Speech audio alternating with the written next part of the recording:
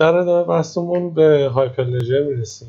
هایپرلژر رو تو اسلاید تو بخش اولیه که در خصوص DLT صحبت کردیم گفتیم به دو گروه اصلی تقسیم میشه. تو بلاکچین به عنوان بلاکچین در واقع خصوصی هایپرلژر رو تقسیم بندی کردیم. ببینید ما در واقع یه سری منافعی از بلاکچین حاصل میشه کسانی که استفاده میکنن در خصوص ذخیره، در واقع استفاده بهتر از زمان، هزینه جابجایی بسیار کاهش پیدا میکنه، بسیار از ریسک‌های تغییرات کاهش پیدا میکنه که در واقع شاید عمده ترین بنفیتی که میشه از این کانسپت برداشت کرد این قسمت بشه و اینکه خاطر شفافیتش شفافیت بسیار بالایی بود. حالا ما برای اینکه بتونیم چنین ساختاری رو بیایم در کسب و کارها استفاده کنیم، یعنی ما این توضیحی که دادیم، این ملاحظاتی که گفتیم، اینا رو همچنین برای استفاده از چنین ساختاری توی کسب و کار ریزتر هم احتیاج داریم. ما در مورد چیزی که صحبت کردیم یک شبکه گسترده‌ای بود که عمومی بود و در واقع سرویس ها روش تعریف می‌کردیم. برای شبکه ریزتر که کسب و کارها رو شامل میشن همین خصوصیات رو ما احتیاج داریم. یک در واقع دفتر توزیع شده شیر رو می‌خوایم، یه سری فانکشن ها، سافت‌ورها یا قراردادها یا الگوریتم‌ها یا ایف کاندیشن‌های روش می‌خوایم به اسم اسمارت کانترکت ها و بحث امنیتی و اون شفافیت رو احتیاج داریم. هایپرلژر اگه سادهش رو بخوایم در نظر بگیریم یه بستریه که میشه باش بلاکچین‌های مختلف ساخت. بلاکچین مختلف میشه همون بلاکچین تخصصی که توی یک بیزنس میتونه ازش استفاده بشه. در واقع ساخت پروژه برای ساخت بلاکچین برای کسب و کارها.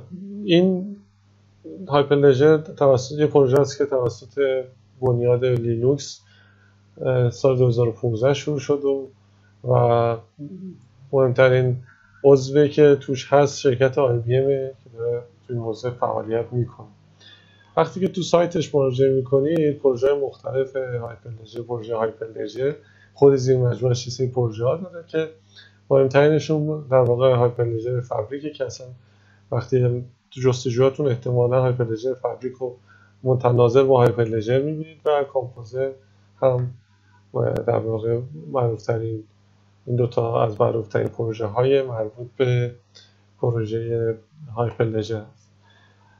وقتی توصیفش میکنیم میبینیم که تقریبا همون فضایی که در مورد اتریوم صحبت کردیم رو داره تداعی میکنه، ولی چند تا تغییر، چند تا اختلاف داره که تو چند تا اسلاید رو بیان میکنیم. یکی این که ما تو پابلیک و پرایویتی که اولین اسلاید هم صحبت کردیم محسوس ترین تغییری که اینجا میبینیم، ما اینجا دسترسی شبکه‌ای داریم که همه اعضا هر کسی میتواند وارد بشه، ولی اینجا خب محدود میشه به اون اعضای اون بیزینس خاص. ممکنه تو حوزه در واقع زنجیره تامین باشه، اون المان‌های زنجیره تامین کننده زنجیره تامین هستن که به این در واقع شبکه به اون بلاکچین خاص دسترسی دارن.